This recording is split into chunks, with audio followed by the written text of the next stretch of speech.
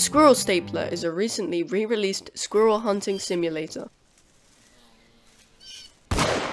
An indie game made by David Zamansky. Yes, it's the same guy who made Iron Lung, which weirdly has a movie coming out. Oh, and he also made Dusk.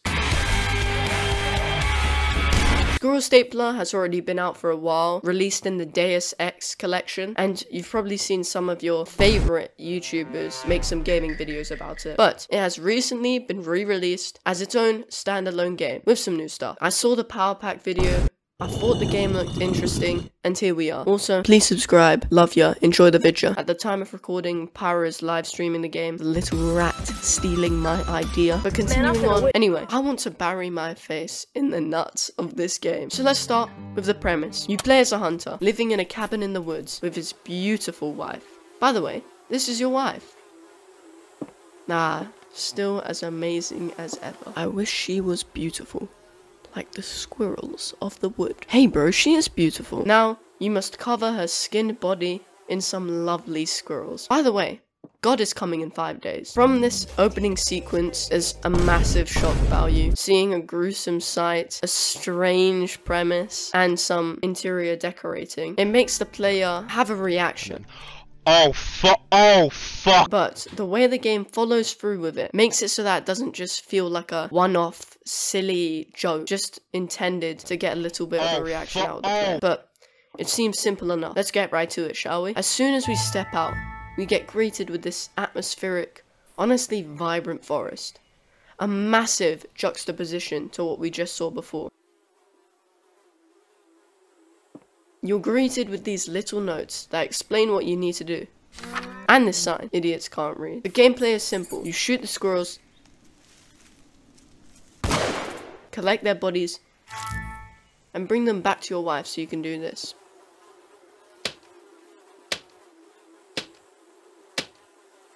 It's a hunting game, which is massively beneficial to the atmosphere, which I'll get to. The main gameplay aspect, or the 60-second loop, is the hunt. You have to listen in closely, stop speaking, stop the music that's playing in the background. You wouldn't be too long until he came and listen in.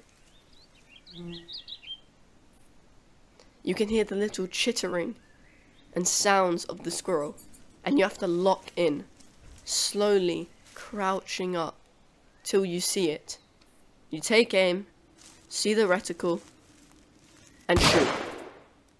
And all of the tension that was just created in that 60-second loop of you hearing, getting closer, scanning the environment, is all released in one go. In a hunt, you feel vulnerable and you're focused on one thing. There's no time to look around, look behind you, and hear if anything else is going about. Anything that could brush up against you could send you into a shock. I couldn't shake the feeling of something creeping up on me every time I had to stop looking. Every time I had to focus, scan what's in front of me, and take aim. There's a strong feeling of tension and fear that emanates throughout the game, much like Iron Lung. But I don't just want to talk about the gameplay, I want to talk about the atmosphere. The environment is strangely creepy, but calming. As you walk around the map, you start to notice things, such as how the trees seem to warp and shift around you. When you look up and down, it meets your vision. It's like you're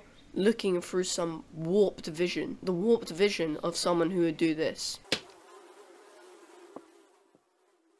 The low poly aesthetic and pixelated vision only adds to this. It's harder to see the details in everything. Things often get blocked by sprites of bushes that just seem to follow you, making it impossible to see whatever is behind it. The skybox is oddly beautiful, but containing. Every time I was wandering the map, I almost felt trapped, thinking this was the edge, and then moving on further, realizing this was the edge. The edges of the map feel like walls, and it all commingles to make you feel trapped, like you're being held here. It's my personal theory, but I believe the character to, in any way, be trapped rather than willingly staying in the woods. But that's just me. Let's talk about something else. The map. There are plenty of landmarks which dot the map, and you're handed with one at the simple press of a button. Oh, and there are fun squirrel facts that add to the game. These landmarks can vary from simple structures to interactable places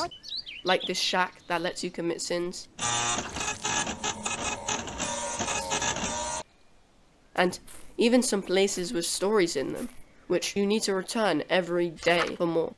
Some of these locations don't feel right, and oddly feel empty, but they definitely add to the weirdness of this game.